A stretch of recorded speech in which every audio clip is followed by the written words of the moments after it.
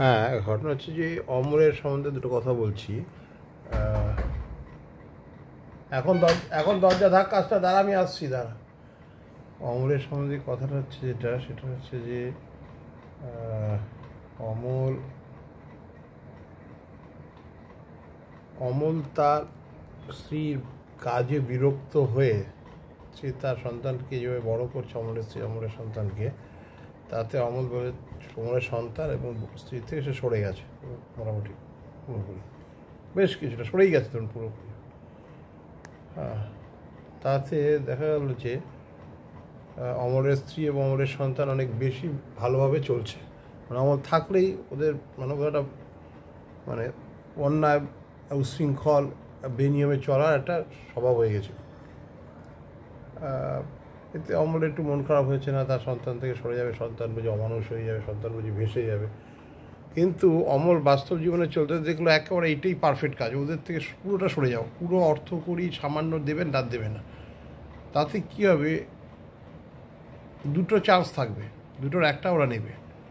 একটা চান্স হচ্ছে পুরোপুরি ক্রিমিনাল হয়ে যাবে, আর একটা চান্স হচ্ছে অত্যধিক ভালো মানুষ হবে।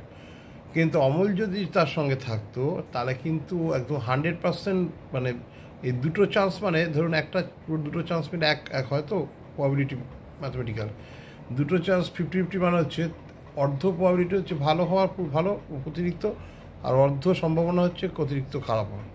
আর অমল যদি তার সঙ্গে থাকতো, অমলের স্ত্রী এবং অমলের মেয়ের সঙ্গে, তাহলে কিন্তু অমলের মেয়ের খারাপ হওয়ার প্রবাবিলিটি 1 হতো, তার মানে আরও অর্ধেক বেশি হতো। তাহলে যত প্রবাবিলিটি খারাপের দিকে বেশি, তত সে বেশি হবে, খারাপ হবে, খারাপ হওয়াটা কনফার্ম হচ্ছে। আর যত কম তত কম কম, এটা যে প্রবাবিলিস্টিক ম্যাটার দিয়ে আমি বোঝালাম। এবং এর পরের বিষয়টা আসি, তা অমল যখন সরে যাচ্ছে তখন বলছে না, সত্যি সন্তান অমানুষ হয়ে যাবে। কিন্তু অমল জানতো যে আর মানুষ হওয়ার চান্সই বেশি হবে তাতে। আরেকটা কথা যেটা আমি এর বাইরে বলবো, যে প্রতিকটা বাবা মা এখনকার দিনে বিশেষ করে দেখি, আমাদের সময় কিন্তু এটা ছিল না, এখনকার প্রজন্ম, মানে আমাদের পরবর্তী প্রজন্ম ধরুন, সে মানে ছেলে পুলে কে মানে একেবারে পয়সা কড়ি গাড়ি বাড়ি যা পারে উলঙ্গ হয়ে তাকে দেয়। কিন্তু একটা জিনিস ভাবুন তো, কোনো মানুষ দুজন, তাদের সঙ্গে রিলেশন যাই থাক, ব্লাড রিলেশন থাক অথবা বন্ধুত্ব রিলেশন থাক, ধরুন মানুষ মানে সেম লিঙ্গের বলছি, এরা কোনো বলছি না, মানে প্রেম পীড়িতের কথা বলছি না আমি। এবার সেই রকম জন্য মানুষ যদি সংসারে হয় তাহলে তো সেম লিঙ্গের হয় না সবসময়, কিন্তু বন্ধুত্ব সবসময় সমাজে সেম লিঙ্গেরই হয়ে থাকবে, এটাই হয়ে আসছে। যাই হোক, ঘটনা হচ্ছে এইরকম যদি কোনো মানুষ যদি এরকম হয় যে একে অপরের সঙ্গে মানে আমি যদি মনে করি যে আমার সন্তান আমার প্রপার্টি, এটা 100% না, মানে মানে কী বলবো, বিলিয়ন বিলিয়ন ক্রোড় % এটা ভুল। কারণ আমার যে ডিমান্ড আমার সন্তানের তাই ডিমান্ড। কিন্তু একটা জিনিস দেখবেন, ক্লাসিংটা কখন বাদে, যখন একে অপরের মানসিক এবং ডিমান্ড চাহিদা ভিত্তিক মানসিক তার মানে যা যা গঠন, তার চাহিদার যা, তার সঙ্গে তার চাহিদার যা মানে বিষয় এবং পরিমাণ, এই দুটো মেলে না বলে সংঘাত বাঁধে।